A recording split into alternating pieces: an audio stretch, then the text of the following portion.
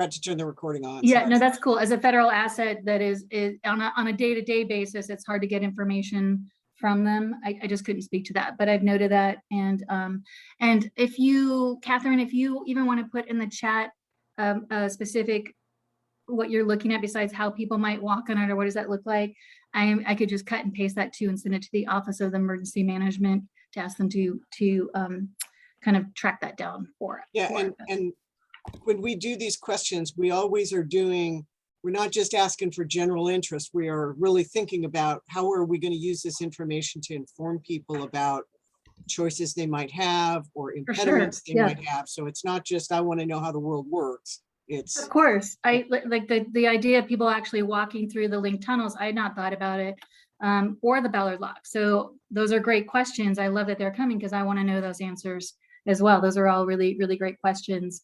before you go on, I'm sorry. So because I just started recording, so when we started the meeting, you still have not been able to get a good answer from the Corps of Engineers about the Ballard Locks question. Correct. And you have not heard back from Link Light Rail Metro on the pedestrian. And so we had just moved on to talking about Bailey Bridges and how that placement was supposed to happen as part of Cascadia Rising 2022, because that's been way scaled back. You've forwarded that inquiry into where is the Navy and the Corps Navy in discussing placement of those to OEM, and so we should see some follow-up information on that coming through. And then we got into bridges, and so there's a link in the chat that I'll send out where, now I just went to it again on the backside and bridges is not showing up. Matt, did you see the bridges there? So yeah, so the link I shared because the first link you sent did not take me to a map, Patty, and so I was. Yeah, so the link to ArcGIS, for whatever reason, on one computer it is not showing the bridges on the map. I sent the link to my other computer and it is showing purple lines where the bridges are. I don't know what the difference is. They're both running Firefox. When we send the link out in the minutes, then we'll find something that works, something that 2 out of 3 agree works on their computer, because we all have different weird browsers.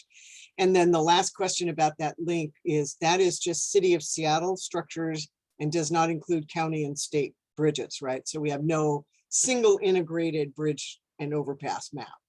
Yeah, it does take a very long time to load, I'll say that. Oh, well, maybe that's what's going on. Okay, I am so sorry, Patty. That was just to catch everybody up who missed the first couple of minutes of the video. No, that is great. And thank you, Catherine, for putting that in the and I'm going to copy that right now so I can get a good answer on that. And I do appreciate, like, these are things I've been doing. I this past week I was at SDOT 20 years. So for you all to have questions, then I'm like, I'm thinking, I really appreciate that, because I think that they are good questions. So I want to know the answers to them as well. So let me slide this over. Apologies, I got 2 monitors going. Make sure I have all the things. Yeah, and I didn't mean to interrupt the flow of thought on the Bailey bridges, because Margaret is not on. She's probably, waiting to see if she texts me back that she's joining or not. She had sent a new discovery to us about a foldable bridge. Did you get a chance to look into those? Is that I didn't see the foldable. I just got the inflatable ones that the Japanese are working on. Yeah, and I can actually, I have it in my email. I can put it in the link too, so that everyone here can kind of see that. So if you give me 1 second, I can do that. So the idea is that the Japanese who experience earthquakes on a much more regular basis had come up with this idea of a inflatable bridge that could be deployed. Hold on 1 second. Let me get this in here so we can pull it up so that you guys can look at it too. Yeah, and you can share you should be able to share your screen anytime if you want. Okay. Yeah, I will pull it up because I think it helps to see. I certainly hadn't heard about it. Oh, cool. Well, that's the great thing of many minds, Yeah. So you said I can share. Let me see if I can. Oh my gosh, I have like 5,000 things open on my screen. So I can get to the one that shows the picture. If not, I'm just going to the image. This might be best.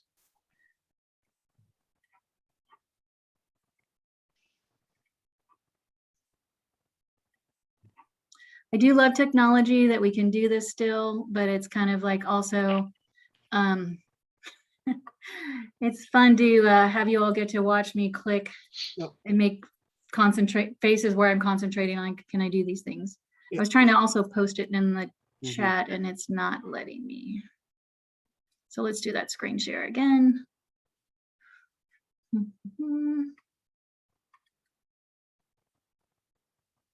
At least you don't wrinkle up your nose and try and look through your bifocals like I do. Oh, I'm pretty sure I do all of those. And I need to move this one. I need to move you guys off the screen. Bring this back up.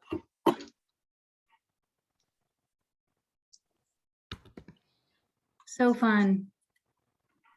Well, while you're doing that, I'll tell a funny story. Everybody, I did a presentation and I taped it for the work group on the one concern mapping. And then I ran the transcript so that we could, capture the thoughts in the order to match up with the screens, much more extensive note sort of thing. Right. Oh my God, my speech pattern is bad. And you can tell what era I grew up in, because when I grew up, it was like and were the big things. And I swear to God, every sentence starts with the word so. And now that's all I hear coming out of my mouth. So I guess it was good to do that. I'm mortally embarrassed, but I think I'll stop, those habits. I hear you. Sometimes we get distracted with technology and a different part of our brain is used and then those kick in. Hopefully y'all can see the photo now. Yeah. Okay, so this is the inflatable bridge. And I was like, okay, that is cool. Let's find out about it. So I sent it to our director of roadway structures and he's like, that is cool. And he has a colleague in Japan that he's actually following up with to say, hey, what about this? The thing with it, well, at first you look at the picture and you think is great. The premise is, and it can only go for a span of, I think it's 42 feet. It's not a very long span, so it can only be in short spans. And then the idea is you can see the person on the backboard is that they are actually pulled on a backboard through this inflatable tunnel. So it'd be only somebody really critical, or it wouldn't be a general evacuation. We're talking about looking at medical needs and a lot of intense labor and having to load them. It looks like they have a conveyor, a portable conveyor on either end, and then some sort of a pulley system to actually pull them through the tunnel. Still, though, I think it's really interesting, and we're looking into what possible applications. And once our director finds that out, for earthquakes and certainly medical response, the lead would be the Seattle Fire Department, who would have the heavy lift on using this, and following up with them saying, hey, here's this technology, are you aware? It might be something to consider. I just think I was surprised at how narrow currently the span is. I will double check the article, but I believe it was something like 42 feet. So limited use, but certainly something interesting to consider. The other great thing about that too is I mentioned the earthquakes in Japan. Cindy, now you've got me going as I'm thinking and looking. They deal with them on a lot more regular basis. So the technology coming out that they use to respond, it's just a good reminder of following what they're doing to see if there's anything that we could also use. Exactly. It's like just this company that developed this one, I'm sure they're looking to build a longer one. So, keeping up with them. Yeah. It has, that you might be able to walk through or something like that. But that was the bridge thing. And I appreciated that coming forward. We hadn't heard about it, and it's a cool thing. And we would like to have all of the tools and the things available for use should we need them. And this is something, if we could find a spot, I'm sure is pretty cost effective and something that we could easily store, or the fire department could store and deploy. So I think that's a really cool thing. I'm going to stop sharing my screen at the moment. The other thing I mentioned, Cindy, before the recording started is the change in administration, both as for SDOT leadership and at the mayor's office level, which the new administration always has the prerogative to reset priorities on the work of the city. our outgoing mayor was very interested in earthquake preparedness, and we spent a lot of time this year department-wide working on that, which is great because that's certainly a concern of mine as well, with all of my family living in West Seattle too. But the new administration will get to set what they would like us to focus on, which is often a great thing too. We just don't know. We just don't know yet what that will look like. Good. Thank you for remembering to mention that. Yeah, no problem. So my follow-up too is to continue to add that rail question. I thought that was a great one, and to continue to get those two answers to the use of tunnels, those link rail tunnels for pedestrians in the event that there is a earthquake or a large earthquake, which is great because those are the newest construction in the city, and so should be the most seismically resilient. And then the second part of that too was what does the Ballard locks, as far as if there's any plans for a failure, and also I think any seismic work that has been done to retrograde those, and what does that look like, were the two questions that I was asking. Yep. Now I had sent you, there was two others that I had on my list. One was the map of the rally points. And the other one was the state lifelines, which I think you offered to find that because you had seen that go by you in the Cascadia Rising 2022 stuff. If you have that available, that would be great. If not, we could, those are nice to offer, but. I know, I appreciate you reminding me. My notes were not as good as I had thought. Definitely can follow those up with the state route lifelines, particularly. We talked about last time that 520 is the point of ingress and egress out of the city. And that reminded me of the thing I was going to talk about with rails. So as the Cascadia exercise is kind of being scaled back, on our last infrastructure meeting with our agency partners, including WashDOT, one of the things I think is good to talk about is the fact that one agency might further damage infrastructure in their response efforts that another agency might not be cool with. And what I mean by that is if we're looking at I-5 through the center of the city and WashDOT has said it's going to be really damaged, we can't use it, we might have to say, okay, well, let's say the James Street overpass, we need to get people to Harborview, so we might choose to further damage it and demolish the section so that we could actually pave over it, at least temporarily, for life safety reasons. And I mean, that is a valid thing that we would do. And so really trying to elevate that deconflicting on priorities, where one agency might damage another agency's infrastructure, further damage it for the greater good. Right. So there was an interesting conversation and acknowledgement from other jurisdictions that yes, they would look at doing the same things and would not be asking permission. It would be more like, hey, WashDOT, as you're thinking about your planning, it's likely that the city is going to do things like that to save lives. And so thinking about that. So I wanted to flag that conversation as well on there. So those are the things that I have. The last piece on the rally points. Currently, that was something that the Office of Emergency Management, and this was rally points actually for city employees that were not assigned to specific work sites. So they were located strategically around the city in open areas close to a city facility where we would want people to gather. And it would also be a natural gathering place for citizens who would show up. You just think about it, who would show up and like, hey, here's the skills I have, here's the tools I have, or even just looking for general information on what is going on.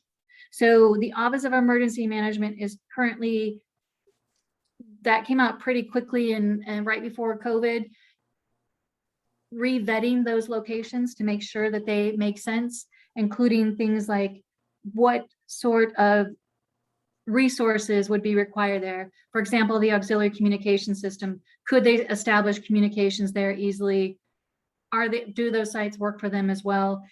If they don't, looking at other sites and also deconflicting if those locations, one, still are available, meaning they haven't been developed, and two, that there's not a competing use for them, meaning somebody else might want to set up shelter operations or tents or something like that. So they are working a little bit more on deconflicting those and validating them. So the answer to that, Cindy, is I won't share the current map, but I will add that to the things that I would like WashDOT to respond, or pardon me, OEM, and I will include you, Cindy, on that email too.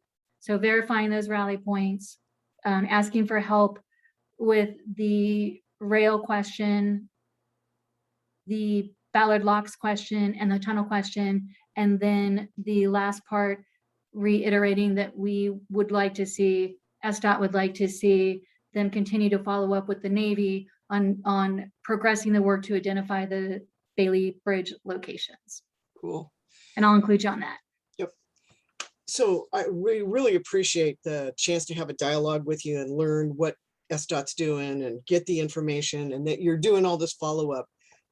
We'll have a deep dive in January, but I do not want to bring you in January, because with Christmas, you know, it's like you're going to probably run into the same issues. And I think it'd be worth it to wait a few months to see what Yes. the new administration has in mind and what direction they might. Oh, no. I want to get the answers out of you before they change their mind. So I'm just saying in February, maybe we'll just touch base, and you may not even have to come back to the meeting. A lot of what you have, unless it's, you know, eyebrow raising, you know, could be done just in an email. So we'll lightly kind of touch base. For sure. Yeah. Late And those January. questions, the questions that you all asked are basic, I mean, solid questions that the administration should have no bearing on. That said, it's always possible for somebody like, so Sound Transit obviously has different leadership than we do. Oh, yeah. So outside agencies might want to look at things differently, but those are all solid questions that I don't think a political leadership should change the answer on those. Right. But I'll certainly follow up by email. And your next meeting, did you have a hand? Did somebody have a hand, Cindy? You were thinking. Well, I know, I just realized we were about to walk away without answering Frank's Magnolia Bridge question. Our next deep dive would be in February, which of course is the one calendar I don't have. So second Tuesday in February, whatever that is. So I did answer, I mean, I do have an answer to the Magnolia Bridge. Okay, question. and so And now that we so- sort of said, now we know what the follow-up's going to be. We don't have to do that again at the end, but you can go ahead and cover the Magnolia Yeah, Bridge. so. And are you capturing too Catherine's comments in the notes? Yeah, I Cindy, will so don't have save the to- chat. I will save Okay, the chat cool. and I can send it to you. That'd be great. So there was a pretty extensive evacuation plan. I'm going to call it, that's what it was called, evacuation plan, but a bridge failure in and of itself doesn't necessarily warrant a mass evacuation. I mean, usually at time, and particularly in Magnolia, there are ways to move around, but I had not seen the plan and I was not aware of it. So I certainly appreciated it. And it included things like using BNSF right-of-way for vehicles. So again, really interested to see what that looked like, because they would have to agree to that. So the good news is both the police departments who would be helping with mass evacuation, who are listed on the plan, and SDOT confirmed that plan is still valid. Ah, And that is the plan. So that was new to me. Again, appreciate you guys bringing it forward. I did not know that was the case. And since it is like really trying to institutionalize that with our other partners to make sure that they know that it was the plan. And so that was a good thing. The other question that he had asked, Frank had asked, is there something similar for other parts of the city, which is what I was talking about, I think also before we started. That was particularly related to bridges. And I did find out we don't have other specific plans. That was a study done in conjunction with whether Magnolia Bridge needed to be replaced with some funding. So there isn't anything like that for other neighborhoods. But again, led me to want to ask, I write this down to OEM, if the possibility and the merit of developing kind of geographical quadrant specific plans based on the infrastructure in neighborhoods. I think that's a really good question. I would think that the work that had to happen in emergency mode for the West Seattle Bridge, while it may not be a full up plan, they've certainly had to, you know, determine egress, ingress routes, you know, some of that. And so that plan may be halfway done, kind of. Well, it is for West Seattle. I was part of the plan to do that. And so it pretty much is, you have to go south and cross over both state and county infrastructure, which is the First Avenue or South Park Bridge, and then the First Avenue Bridge. So there's only so many ways out of West Seattle, like that is already done. We know what that is. The additional work that we're now working on, which we didn't do in that plan, because it was like this, there was only a very specific section of the West Seattle Bridge that was potentially going to collapse or have pieces come off. And there wasn't really a lot of businesses or any residents under it. It was a few businesses. The main thing that we've followed up on since is if something happened, Harbor Island, I didn't realize, has almost 2,000 employees on it, besides all of the other things, is a more extensive plan to evacuate Harbor Island, which is just now going through the final processes of development. And then, you know, looking at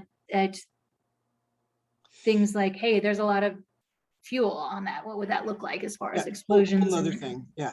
Right. But so Patty, you just rattled off what the plan was for West Seattle, and I'm going, well, Frank's got a written plan. Can I get the written plan for West Seattle? Like you said, institutional memory is important, and so I need to share that with the hub captains out here. Yeah, and I can send that to you tonight. Okay, perfect. It's actually it's posted on the website. It's posted on the West Seattle Bridge. It's there. So Yeah, I that will. website will go down someday, and then we'll never find that plan again. That's true, but those plans are not static. They're based on current conditions, right? So, but I will be happy to share you the link to the West Seattle plan. Yeah. I will archive that. Yep. Thank you, Patty. Yes, thank you guys. I think that's it. Anybody got happy any to come last back questions? and Cindy will send me those things, and I have my to-do list. Oh, I had one other idea to share. What we're talking about, floating bridges.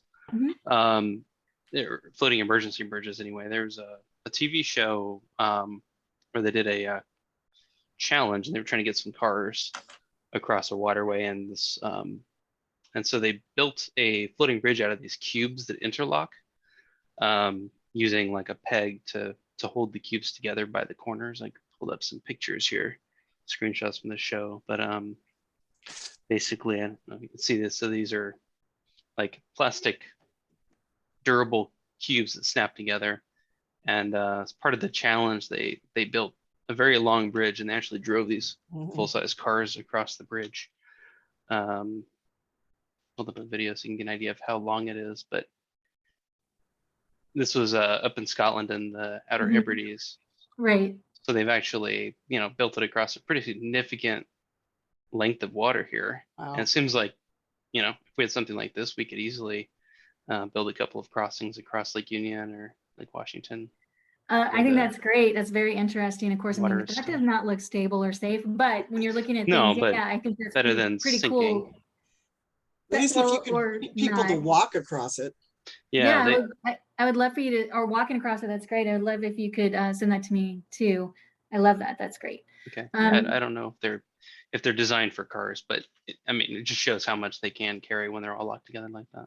And that length, that's pretty cool. Great, love it. So thank you, everybody. I hope you have lovely holidays and however you celebrate them. And I'm happy to come back with and visit with you all anytime. Great. Thank you. I'm looking forward to getting those notes with my further to-dos. Yes. I'm sorry. Did somebody else say something? Nope. Just thanks, Patty. Oh, you're welcome. Thank you, everybody. Matt, are you going to post that link in the chat? Sure. To the YouTube video. Yeah, I can do that. Yeah, because then that way I can put it in my notes for. Also, the Grand Tour is on Amazon Prime. I go back and I read history, and I'm going, they built, bridges out of triremes in the Roman times. There's going to be a million ways people are going to come up with, how to get across the floating water. Yeah. But I'd never seen those floating blocks. That's pretty cool. Thank you, Matt. Yeah, and it was posed as sort of a gag in the show, but I think if you had to get people and supplies from one side to the other, it's better than swimming. Yep. Okay, for our second half, then I'm going to turn it over to Jim to take us through his topic. Okay, I'm going to share this. And let's see. So these were ideas that basically came out of the Double Trouble drill. So in the role descriptions, there is mention of a services needed list, but not every hub has this. Do any of the hubs present here have a services needed list, either like under the resource manager or Victory anyone? Heights does. How is it implemented? Who oversees it? Like which role? Yeah, the last time we practiced, it was in the resource management tent. And I can't honestly tell you if the volunteer coordinator even ever looked at it. Uh-huh. But ideally that would have happened. I think if I had to do a drill tomorrow, I would put services needed, services provided, offered, whatever, I would put it in the volunteer tent. Yeah, for the drill, I sent a few right at the beginning. I had some volunteers and I said, oh my gosh, what do I do? And I said, oh, go check the services needed list over in the with the resource manager. And they came back and said they don't have one. But in a nutshell. Well, wait, let me, so Morgan does, anything that is a service, we consider volunteer. So that's always been at the volunteer coordinator tent. And we have a sign that Lake City had developed, because at the start, you may have people who show up and go, I don't know what can I do? And you may not have gotten any specific requests, but it's got a list of things like go walk the neighborhood and let people know the hub's open, go check for damage. So it's all the services. So that's all run for Morgan out of the volunteer coordinator tent. And so that initial list, go out in the neighborhood. Those are sort of like what I would consider like hub jobs. I guess I draw a distinction between services needed that a neighbor presents to the hub. You know what I mean? Yeah, I know. When you think of it as a hub job, I guess I mean initiated by the hub, like the yeah. But until a neighbor shows up, right? Like let's say it's hour 1 and you've got 5 people standing there wanting to do something, but nobody has come asking for help. You can still put them to work. Yeah, got it. Yeah. So yes, it's a service needed by the hub as opposed to we've never thought to subsort it by who did it come from. It was just, is it a service versus a thing? Yeah. So I was looking at the resource manager and the model we have for matching haves and needs of physical items and applying that to people, human resources. And so a neighbor comes up and needs helpers, needs people to clean up, or maybe they have an injured dog that they have in their backyard. Can somebody come take a look at him? And I see the volunteer coordinator maintaining a services needed list. And then the volunteer coordinator has resources available in terms of people. And those could be the people that are the volunteers that are currently present, either working in the hub, or maybe they're off surveying the local businesses, they'll be returning. Or maybe they are volunteers that we know that they have certain skills, but they're not at the hub anymore, but we know where they live, for example. So the volunteer coordinator has this array of people they can draw on, possibly, depending. And then a need for people that have been requested. And like you said, they could be hub initiated. I was more focused on requests that come from the neighborhood. And so I thought this it made sense to put this in the volunteer, under the volunteer tent, matching people to people.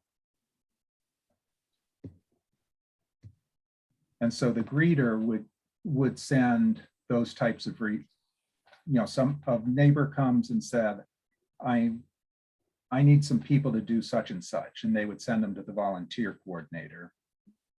Or I have a motorcycle and I can take people to the hospital or something like that.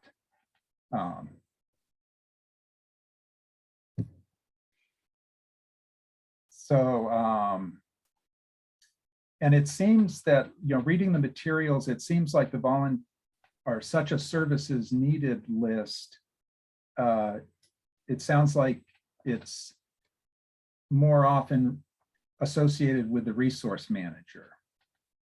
And I found from the drill that it would make sense for the volunteer coordinator to manage this, and also to distinguish it from physical versus people. So Jim, I might suggest, you got answers from Ann and me who always talk. Let's go down each hub and ask that same questions, because you've got a lot of people just listening to you right now. And I don't know like how Frank does it at his hub or how Bill does it at their hub. So when they talk later, I'm not going to have any context for where they're coming from. So Frank and Bill and Cheryl, you guys are all been through these a couple times. Can we go back and have you say who in your hub manages the services he's talking about?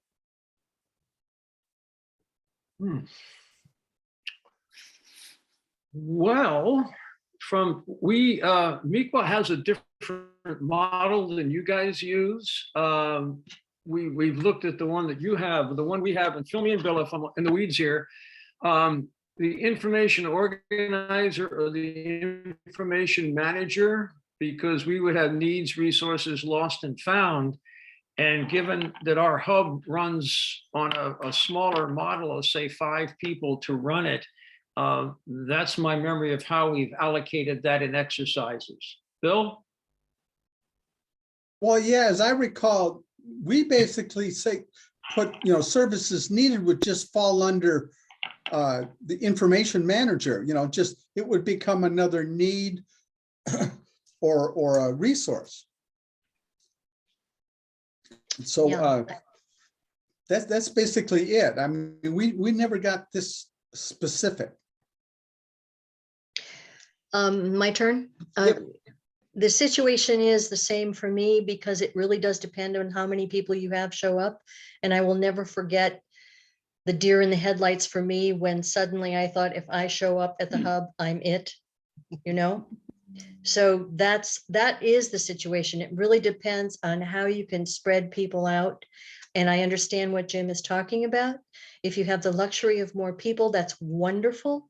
And if you don't, you have an information manager and you divvy up jobs, and that's just the way you go. And that's my take on it. Yeah. No problem with having a plan. No problem with that at all. It's wonderful to have a plan. And if you can go from 1 person to 2 to 3 to 4 to 5, then scale up, folks. That's how I feel about it. No, this is good because so now we've got 3 different starting points, and it was good that we got you guys to say that, because information manager is definitely a possibility. We just hadn't talked about it. Matt, I don't remember, Matt, if you've been able to do any drills or exercises at Ravenna yet. Not with more than 2 people. Okay. So. And then Anne is off screen, but I But don't think. I'm here. Have you practiced with Eastlake? Do you know? No, I have not practiced with Eastlake. I want to dispel what I think is a myth, and I could be wrong, but from what I've read about other disasters, if there's a disaster, people will show up. I know one of the new hub captains said, I'm really afraid I'm going to be standing out there in the middle of the field by myself. And I said, if you're standing there by yourself, go home. And B, you're not going to be standing there by yourself because people come out of the woodwork after disasters. It's what every disaster I've read about, it's what happens. So I think I get what you're saying about, we can only plan on 5 people, but I don't think that's going to be your reality. Well, Anne, one of the things that, can people hear me? Yes. Yes. One of the real values for me is this, something to take back to our MEQA group, is how do we scale up from 5? And it would seem that if somebody comes in and we already have a information manager, and someone comes in and could work with that person to be the volunteer coordinator, and build that job out, that might be something that Bill and I would take away from here and see if that would work to add into ours. But when you start out with 3 or 4 people, it's fluid. You don't know how it's going to work and how quickly they're going to understand what's going on. But I think what Ann says is what you need to prepare for. You may Well, I only have, understand that. I understand that. no, what I mean is you may only have 3 of you who have ever worked the hub before, but then you have 10 brand new people who just knew to come to the hub. The Right. first thing you can do is say, I need someone to organize and manage our all the other 9 of these people. What are we going to do with you? Be ready to receive people who are showing up, asking for help, and help organize that. And it's that on the job, poof, you're the whatever Jim ends up creating from this. Right. Right, I'm Yes. done. Could I chime in? Because I see it as a both and. I mean, I think what we have is categories or scope of responsibility, some division of labor, and that they have a scope of responsibilities or things to focus on. And so, yes, if we have I agree, volunteer coordinator makes sense, but I want to know what else the volunteer coordinator already does. And then, but still, if it was all categorized, resource coordinator, volunteer coordinator, categorized as information management, that's what you start with. And then I agree with Frank, as people show up, you have basically someone who's more experienced, hopefully by doing drills, who is able to say, okay, now here, can I have you worry about the people and be the volunteer coordinator? Can I have you worry about the stuff? And here's our card file or whatever. And that, I think that makes sense to me, but you may just need a heading called information management on the different roles description. Yeah, I thought about the Cindy, oh, sorry. I thought about the big versus small hub, contrast. And I remember, Anne, when you said you build it and they will come, and that really did resonate with me, because I've been thinking, well, first of all, the Finney hub is in its infancy. And so I think of us being small, but I think it makes sense to assume you're going to be huge and have the tools in place, like a services needed log. And I think it's easier to scale down than to try to go big Build up. and not have planned for it. Yeah. Because if they show up and they go, what can I do? And you go, well, give me 45 minutes because I got nothing to hand you. I think you kind of lost them, or they're going to go off on their own and they're going to do it anyway. And then you got to, You'll never know. Yep. And also our role descriptions are structured such that you can grow, beyond the basics. Yep. Cheryl wanted to say Yeah. something. I totally agree with all of that. You know what, Cindy, this reminds me of a meeting years ago with the other Jim, remember? And it's ICS, I mean, incident command. It's incident command stuff to me, and I don't even know it as well as most of you people do, but I remember that discussion. Training emergent volunteers is exactly what that hub book is about, in my estimation. It's wonderful. If you can train oncoming people, no question. But Yep. if you don't have those people right then and there, then you, I mean, you have, yes, Jim is right. You have to have those plans. Go for it. That's what I meant by scale up. What I appreciate what Jim is seeing is that he is thinking I'm small. And so this activity has to be done by someone until I get that critical mass where I can carve it off and make it the job. Because Right. that job is already described in the Hub Captain book. You're right. Mhm. It's that, what do you do? How do you start it? And in the exercise, at least I know at Jefferson, it was like, I've got a volunteer. They're already picked. They're at the volunteer coordinator. So we didn't have to go through that grow up and spin off thing. And so that's why he was asking, well, who do you have doing it until you get that critical mass that lets you set up the big hub individual tables. And so I'm not sure how important that question is now after listening to everybody, because I do think, like Ann says, within an hour, you're going to have a table over there and somebody's going to be running it. So whether they start with the resources people or the information people, it almost doesn't matter, because you're going to have to pick it all up and move it over so it can be its own system. Well, and you have it's a movable feast to people too. So the book is the critical factor Right. that people can, because people will come and go. They have to. I just finished a book called This Is Chance, and it was about the Alaskan earthquake in 1964. And they did a really good job of noting what happened.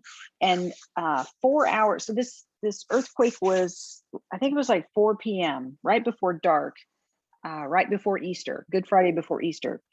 And the sentence in the book that I kind of highlighted was 4 hours after the earthquake, they realized they needed manpower control. They appointed 2 secretaries to pass out 3x5 cards to all of the people that showed up and said, put your information down here. And all the plumbers go over to that corner, and the construction workers go to that corner, and the electricians, you stand over here. And they just kind of hung around until they were needed. I don't think it'll be that much different in Seattle.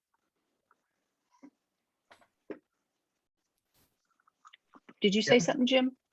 I said, and they kind of did it on the fly. Yeah, 3x5 cards. Yeah, because they weren't ready. They hadn't even thought ahead, right? So so we're almost the same thing, like, hi, who are you? Here, we've got a log so we can record the plumbers and the, whatever's. Jim's got on his thing. So you've got I'm here to help. What are your services needed and how do you fill those services? Right. Yeah, and I definitely think it makes sense to think big, assume you're going to have people to do these things and define them. And, if you need a log or if you need a tool that you don't have otherwise, define that. And then, we already have kind of the thought process of, well, when there's just 3 of us, what are the roles we need to have? And, as we get more people, and if we're lucky, we get to the point where we have a reunification officer. This is true, but I don't want to spend out, I don't think it's useful to spend hours and hours and hours to formulate the 1 hour that we won't have a bunch of volunteers. I really do think that you formulate how you want to manage it, and then maybe one person is doing 2 jobs. But if you start unorganized, then when you really do, an hour or 2 later, get someone who says, I managed resources for, the Army. You don't have any lists to hand over to them. You don't have anything. So, if what we're saying is we need 2 lists, one, who's shown up, and the other is, what are the requests coming in, the services needed?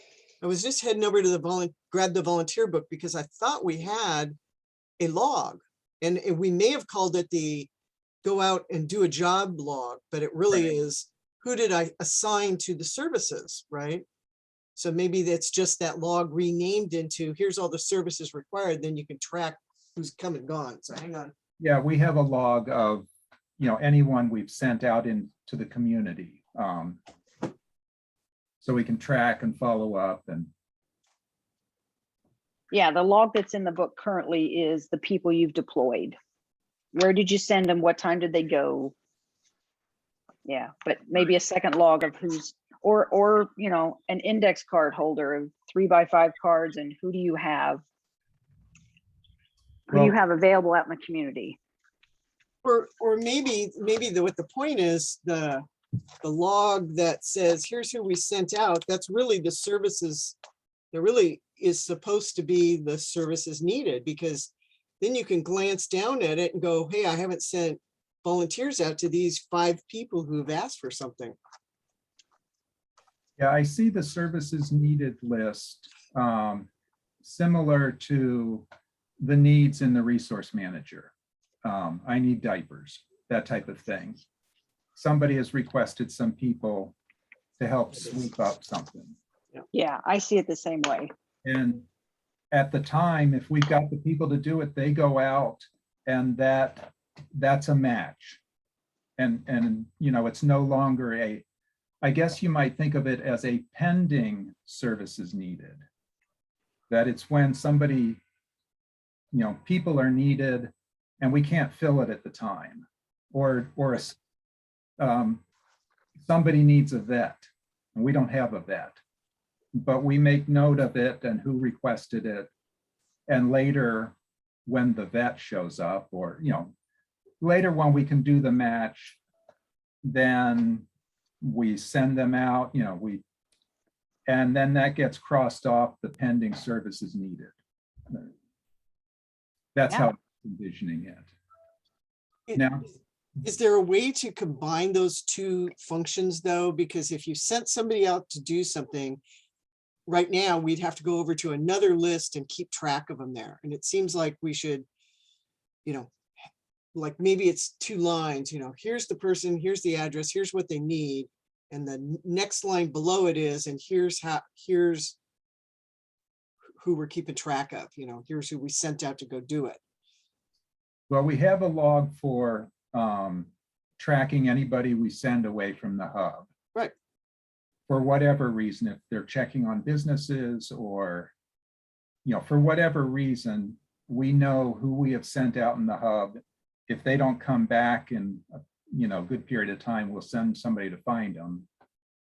And I don't think that process should be changed in light of this discussion. I think I'm picturing we track somehow, I don't know how that might be implemented, but services needed that we have not yet been able to fill. And when we have people to do it, that's a match. And now at that point, we treat it as if when the request was made, we were able to fill it right then.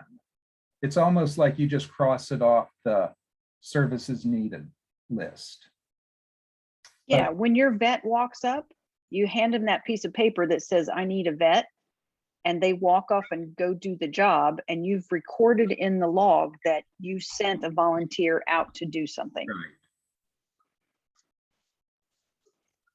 And I agree, we don't want to invent more forms and paperwork and overhead. I think it's more kind of a flow that we want to kind of,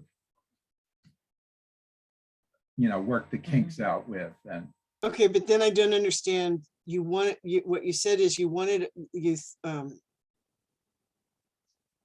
there needed to be a list of the services needed. So my brain went literally a form that's a list. A form that says, I need this particular service. Okay.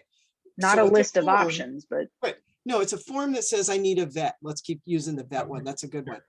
So right. that's a form, right? And then you have a card up here somewhere, or have we walked away from the cards? Because the next thing I just heard was you take the card and you hand them the vet card and they go away, and then you go over to your log and you say, I just sent a vet out this way. I'm trying to walk through. Yeah, whether you have a notebook, a log, a sheet of paper, or if you have a card, I think the question to ask is, who needs to know about this?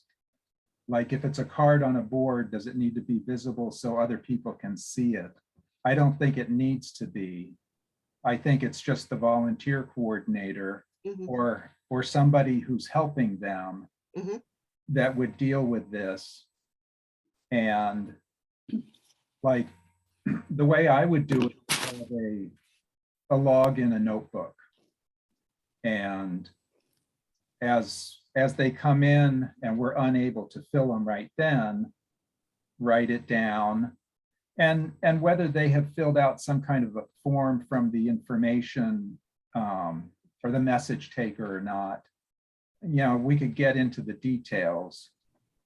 You know, somewhere the information has to be written down. But when you're able to, then you have a person or people to address it. They're given the necessary information they need. And we don't want to have to write it down want to write it down as little as possible. I mean, we don't want to repeat it. And then now you're sending them off to take care of it, and they get logged as somebody leaving the hub, just as we do for anybody we're sending away.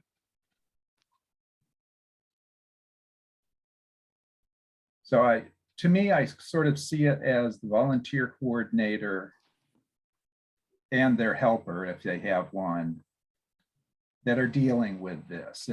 Nobody else really needs to have that information, if that makes sense. So like we Yeah, we this don't is not need- a public facing board. You know, the more people that need to know about it or have input to it, then that complicates things.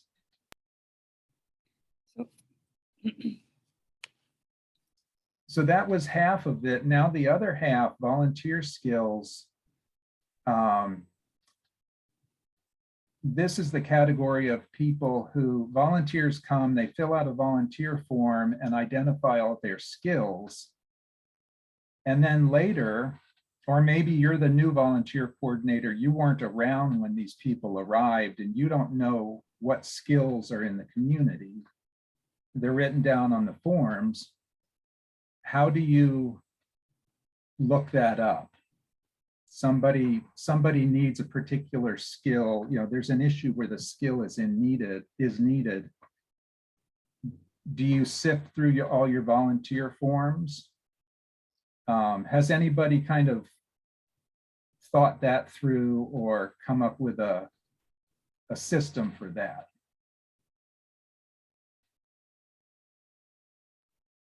And Cheryl, again, were you raising your hand?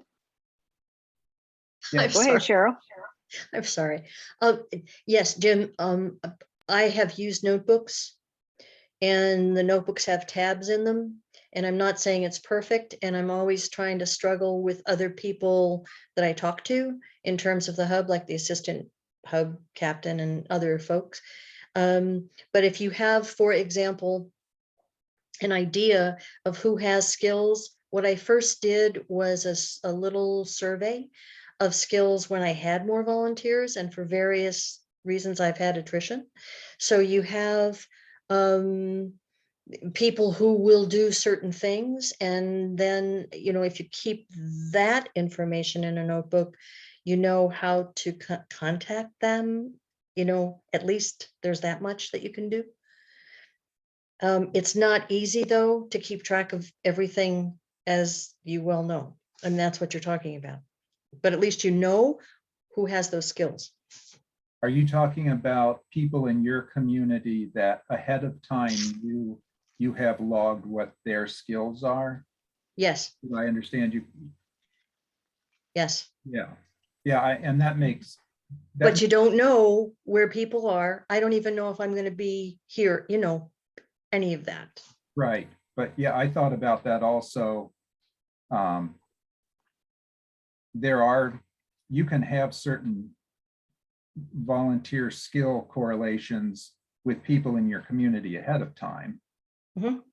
But then for all the people that, you know, you don't even know them, they just, you know, they live, there will be those that come and you find out Right. skills, and they're written on the volunteer form, and it's multiple skills, theoretically, you know, potentially. Okay. And then later you need a plumber.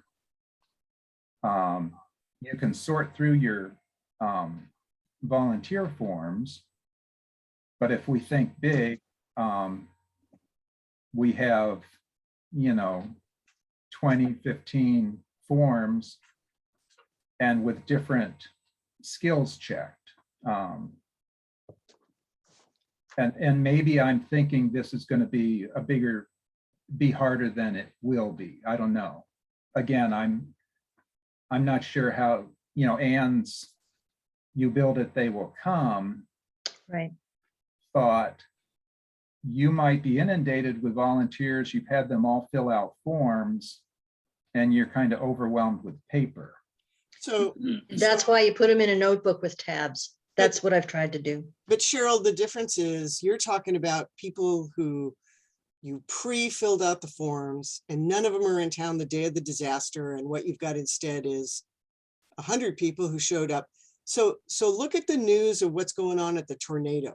That tornado is exactly Seattle because it was a no notice event and it was a mess of devastation. And you That's true. see hundreds of people. And so, you know, they were able to quickly get in, you know, Salvation Army and some of the response. And so you kind of saw people busily doing so. Somebody gave them a job, right? Mhm. You know, somebody was organizing. And so what Jim's going is like, well, how do we, in a book or on a thing? So Right. I went and grabbed the new form that came out of the exercise. And Jim, maybe a consideration is there are 5 categories on here: infrastructure skills, service skills, disaster training, healthcare, and communication. And if I had to do it, I'd have pockets and I'd be going skill, you know, trades, you know, and then plumber. And it depends on what happened with the disaster. If it's chimneys fallen, you know, you're going to have people who need to know how to put up tarps. But if you have, you know,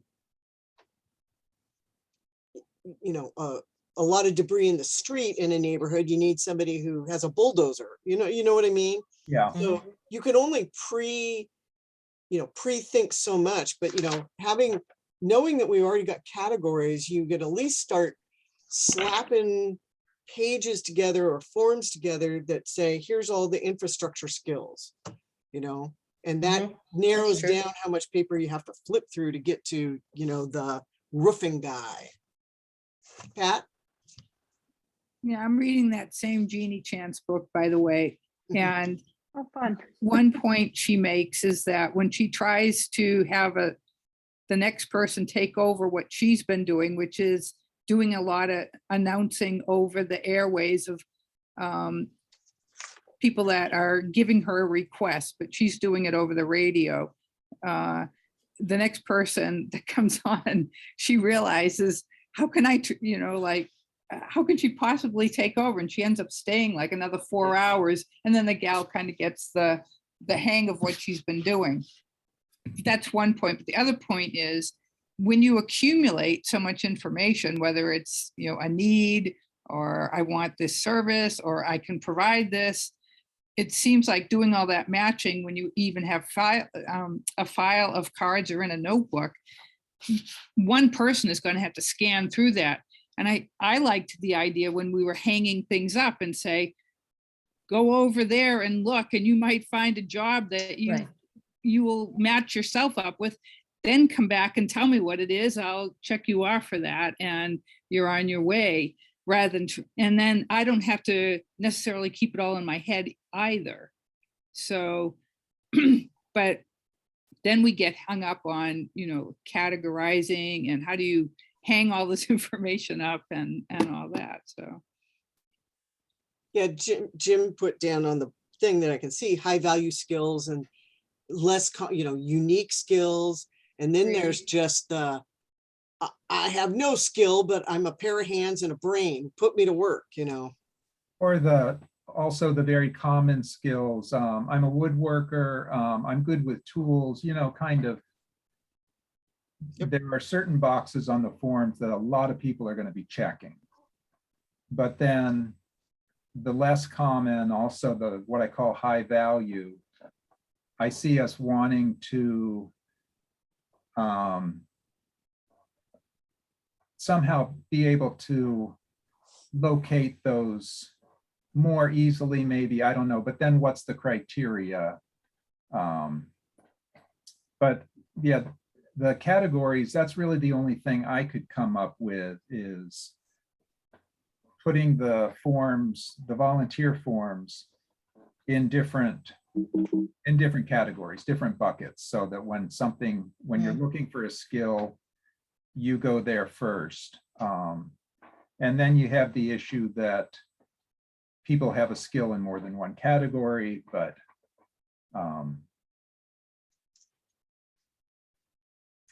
I guess the thing I wanted to make sure, for the drill, I had a lot of high value skills come. And so I created an on-call list on the fly, and put down their information. And I said, if we need you, we'll send somebody to get you. Also, could you check back in 2 hours? That's what I was doing. For the volunteers that are currently at the hub, I envision having their volunteer forms pulled and set aside. These are the active skills we have at the hub. But it's those that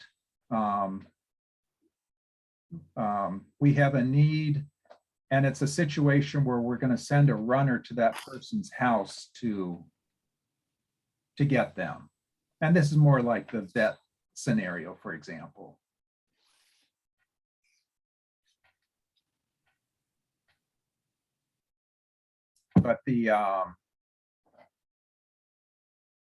But I guess it comes back to the problem: how do I know if I have such a skill in the community, and maybe. But Jim, wait, so when you ask that question, are you saying somebody has come and said, I need a vet, and you're going, how do I know if I have that skill in the community? Yeah. Okay. I don't think the hubs have ever grappled. I mean, most of us kind of maybe go, I know where the vet doctor is, I'm going to send a runner over to the lean clinic, right? And see if the clinics are open. But that my neighbor could have been a vet tech, we don't know. And that's why we have to say, if you have a skill, come to the hub. Right. That you just, because the vet tech may be gone, and may have wasted a runner going, run a quarter mile to see if Joe is at home, because he didn't show up there at the hub, and we can't find Joe. I'm talking about where the vet came to the hub. Yeah. And we said, great, thanks. If we need you, we'll send somebody for you. You know what I mean? It's where where this particular person has presented them to the hub, but then a couple days later, their skill is of use. Yeah, I don't know that we will ever have the bandwidth to send people out. It's always kind of had to be, we know people are going to show up, keep checking back, because you're going to have to depend on them if they really want to help, they have to help in a way that doesn't hinder everything else. So it's like, come down every 2 hours, or, give us your cell and we'll see if we can get a text through at the most. But I don't think I've ever advertised I'm going to send runners on behalf of someone to go get their help. Yeah. If I did anything, I might say, hey, vet tech, can we give your home address out to people if you are going to stay at home because you've opened up your backyard and you are keeping dogs there too. And if Right, they go, yeah, I'll, send them to my house. And Done. yeah, Also, yeah, I should clarify, I was talking, this is like big ticket items, you might say. There's a structural engineer out there and somebody comes to the hub and says, my chimney is leaning, there's like a safety issue. We might want that professional. I might go, rope it off, don't walk near it. And when the structural engineer comes up, I'll send him to your house. or again, make them meet away from the hub.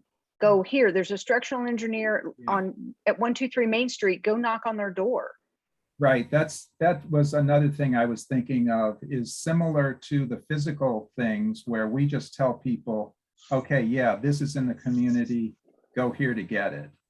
We And can if do it doesn't work, come back and we'll try and help you again, but we Yeah. can't hold your hand any more than we can hold your hand. Yeah, because that comes down to, you went from 3 people to 10 people, but those 10 people are going to be gone at the end of the first shift, and all that turnover, so they, you have to use your resources wisely. I have a general concern. This argues for index cards and a card file type setup almost. And like I understand about the book, but part of the issue is organizing information. And there's times when the person's at the hub and their form is on the board as they're there and available. And then there's times where we're talking about filing information away. So I get the feeling like, I don't know, at work we used to use a lot of, Post-it notes and index cards.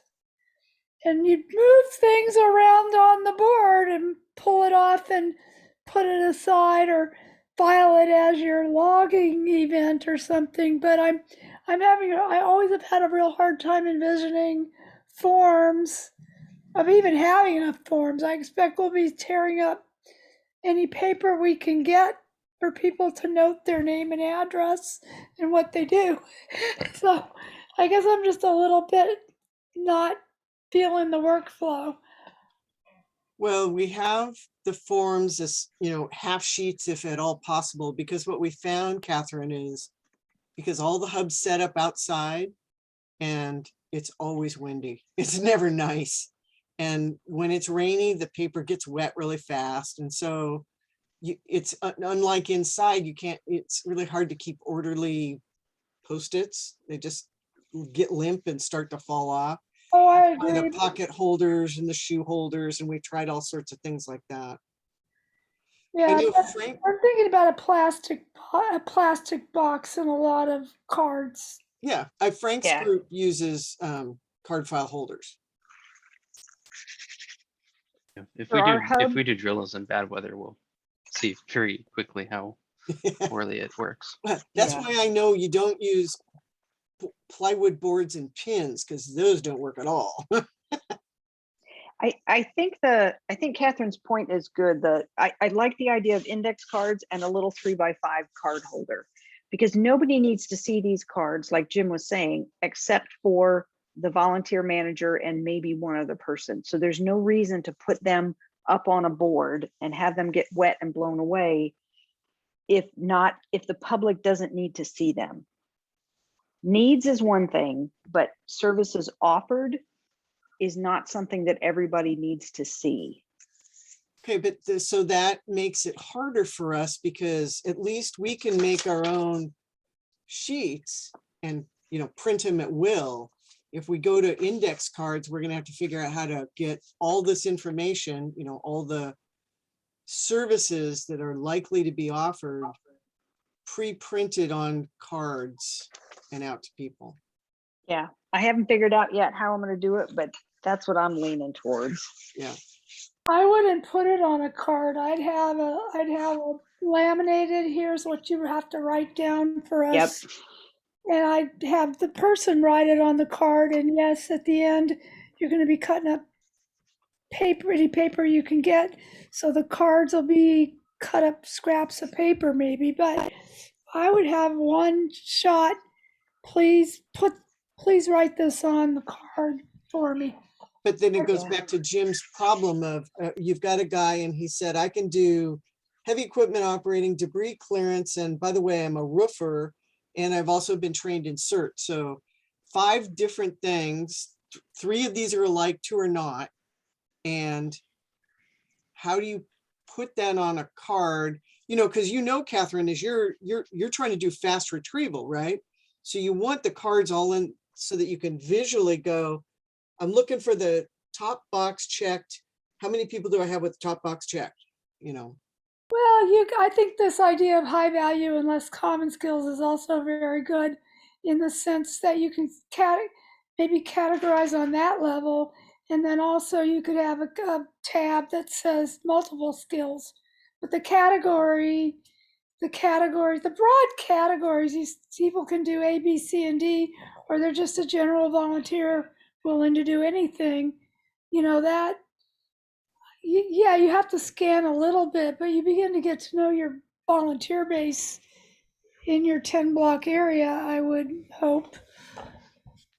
You'd also need to make sure that you're marking an individual, busy, because everybody, a lot of people work. So most people can only do one thing at a time. Right. Yeah. So you might have somebody who, can Right. move debris and cut wood, and they happen to be a doctor, but Yeah, they can only that's do the- one thing at a time. That's the value of, you pull the card out, you go, here's the available, and you pull the card out and you go, here's who's on assignment. And then when they come back and they go, I'm ready to do something else, you put them back over in the available. I am going to make a comment about the high value skill. That is a very subjective term. Yeah.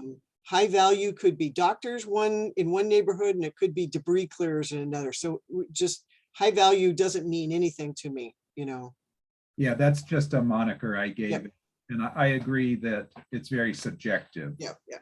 Um, Just as long as we recognize it, and that's not what we bake in. yeah, yeah.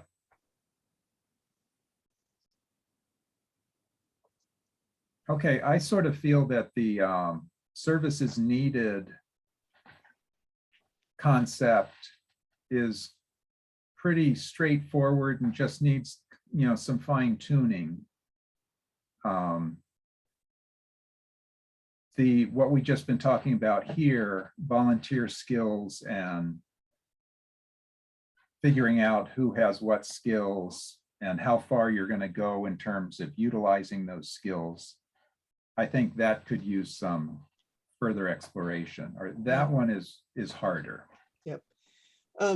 I will say that when I look at the volunteer info form that came out of the exercise, you can print that on not total cardstock, but there's higher quality paper, and there are shoe boxes, which is a value. The less crap we have to buy and put in our hub boxes, the better. If I can file this stuff in a shoe box with little Post-its acting as tabs, then that lets people be really flexible about, what they're really prioritizing and filing for, but condensing this stuff down to a 3x5 card size is pretty tough. But I might, we might experiment with printing this on a regular half sheet card and see if I have a, of course, I don't know if anybody buys shoe boxes anymore, but using the stuff around us as tools, right? So are you talking about a mechanism where the volunteer forms can be filed, so to say, with dividers? Yeah. Yeah. Mm-hmm. And then you don't have to pre-print the dividers. If my neighborhood needs plumbers up the wazoo, right, then I make a Post-it tab that sticks up that says plumbers and dog sitters and, whatever else has become important. And then the general skills pool is over here, and I go hunting through them for the odd things. Medical clearly is going to always be a tab for people, but how you let people create the tabs, because if you have 20 pre-printed tabs and the only volunteers they're getting are, fall under 4 categories, you kind of wasted some organizational effort. Yeah, I like the idea of the, Post-it note tabs that can be very dynamic. Yeah. What about, those accordion folders? I wonder about something like that is more the volunteer sheet size. Okay, so conveniently, organizing my genealogy. So file folder. It has 26. See the Yeah. tabs? Yeah. It has 26 pockets in each of these. Yeah, Matt, Got one same too. thing. If you put 3x5 cards in there, it'd be tough, but you could do the half sheets in here easily. Yeah, I was thinking of that mechanism, but sized appropriately, like for the half sheet volunteer form. Yeah, yep. But, And if people don't have that, honestly, they can do. I mean, the problem is people don't. You're under stress and you're dealing with volunteers and you didn't realize you were going to have to set up the admin folder structure at the same time. Some people can't do that. Some people want to be able to walk in and go, I know I could see that this is where I put those cards, I don't have to invent it. So yeah, this would be done ahead of time. Yep. I like that idea. And it's we also can, in our instructions book, we could say it both ways. If your hub didn't get around to buying and labeling or, furnishing you with a file folder, make your own out of a shoebox, And as with everything, every hub might do it a little differently, in terms of implementation. Yep. What's important is even if it's on pre-printed forms or it's not on pre-printed forms, if it's just a laminated instruction sheet, what should the volunteer card or half page or quarter page contain? What information? And then you have options for organizing. I'll want to be pre-organized, but I'm going to want to do plastic so that it's waterproof because it'll be in a hub box. It's just the dampness in the city gets to paper if it's not plastic contained. What I talked about with our hub was using this waterproof paper. So Right in the Rain makes index card and letter size waterproof paper that you can print on. God, that's fantastic. And But yeah, to think it all through but I wouldn't put the categories on. I might have a label on the box or the multi-file file folder that says volunteers, and then might have another box that says, dispatched volunteers, because we'd be moving those forms around or something like that. Yeah, That's don't what forget I that there's recommend. no funds for this and there's 62 hubs. No, we would buy it for ourselves. If you give us options, Catherine, hang on. You no, can say that. There are a lot of other hubs that say, who's going to give this to me? They are not in the mindset that they're responsible for their own hub. got it. Well, then the option of a shoebox from home is actually really, really excellent. But the laminated form of like what goes on the volunteer info, just one of those laminated is probably adequate. Well, so Catherine, I really want to ask you about that. So here's the sheet. Yeah. I realize it's backwards. So you say that that's a laminated form and Yep. they're going to handwrite in any particular order in their own crappy handwriting what they can do. Well, I would want it to be name and address and stuff at the top, and you go and write down anything you're willing to do from this list. You heard what I said, in their own handwriting, in any particular order. Like, oh, that's why we did it checks, it was like check, check, check, check, check. And then when you're looking for the plumbers, it's always in the same place. I understand. Yeah, okay. I understand, but I'm also concerned about little things like paper. Well, I got to tell you, the whole system is built on paper, right? Right now, every form, everything we have is on regular paper. Enough pre-printed paper is the Oh my essential. God, Ann and I have given out reams of forms to hubs. When 300 people show up. Well, we know that. I mean, we know that's, people should be going, I should at least have 100 of these forms in my box. And then it's gonna run out, and then we're gonna do exactly what you said. We'll put one of these in a glassine and say, start writing, you know. Well, the person with the good handwriting could be a quality of the volunteer coordinator and they write it down. But I I mean, I hear you, but if that's what we want to do, we should be thoughtful about how we do it, because if you don't give enough instructions, you'll get crap. Yeah, I go to the, most basic is what is the information we need, and kind of leave it at people's creativity to. Jim, you have really initiated, I'm going to call time because it's about 8:30. You have initiated a great discussion. I mean, and when we do this again and you get 5 more new hub captains who are part of this, you'll hear, you know, at least 3 more different ways they do it, which is all good, you know. So what are your next steps? Did we get as far as you wanted to go tonight? Oh, yeah, yep.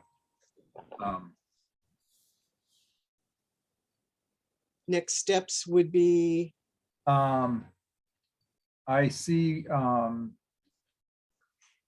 refining the services needed concept. And as I said, I think that is something that people can envision, and we just need to figure out what makes sense and how to do it. And then I see a separate piece, what we've just been talking about, which I don't think we have a good vision of how it could, you know, we have lots of ideas and we're thinking, but it needs to churn a lot more. Yep. And get more input. Yep. Now you have a small subcommittee. Yes, and only Ann is here. So, but the video will be available. I'll have that downloaded and posted tonight before I leave for a trip. And then that way you can follow up with your committee, get them to watch it. And then we could hash it out and iterate on it maybe. Yep. If you guys, I do not have anything on the agenda yet for the January deep dive. So if you want to use the January deep dive, I'll give that whole time over to you. So you guys talk and let me know as soon as you can. Yeah, I have a feeling with the holidays, there might not be a lot of activity on this. That's okay. I would be in the mood to cancel January anyway. Yeah. Because we have a hub captain meeting that month anyway, so. I'm thinking January that we wouldn't be ready for anything. Okay. And also it depends on the group. People might can easily, let's get together next Tuesday and just have a Zoom session on our own. Yeah. Yeah, depends how busy people are, how many days they can devote to hub. But yep. So I would just say, let me know a week before that second Tuesday in January if you want it. Otherwise, I'll assume you don't. Okay. Perfect. Any last thoughts for Jim? Any other around the room stuff? I just want to say thank you, Jim, because the whole list of possible skills and quantifying what is the information we want to know about our volunteers and their skills is really helpful. And Catherine, what is your hub? Homer Harris. We haven't done an exercise yet, but we probably will do something when our box moves to its permanent location and the pandemic is over. Okay, great. We're just newbies. We're just figuring it out. And everybody's attitude in the hub group is kind of like, well, we'll figure it out when we have to deal with it. That's what everyone else is going to be doing. Good luck. Yeah. I'm like, well, I'd like to get some supplies. Right. All right. Well, thank you, everybody. I'm going to go ahead and shut the recording off here. Oops. Thank you. Thanks, everybody. Yes, thanks. Good job, Jim.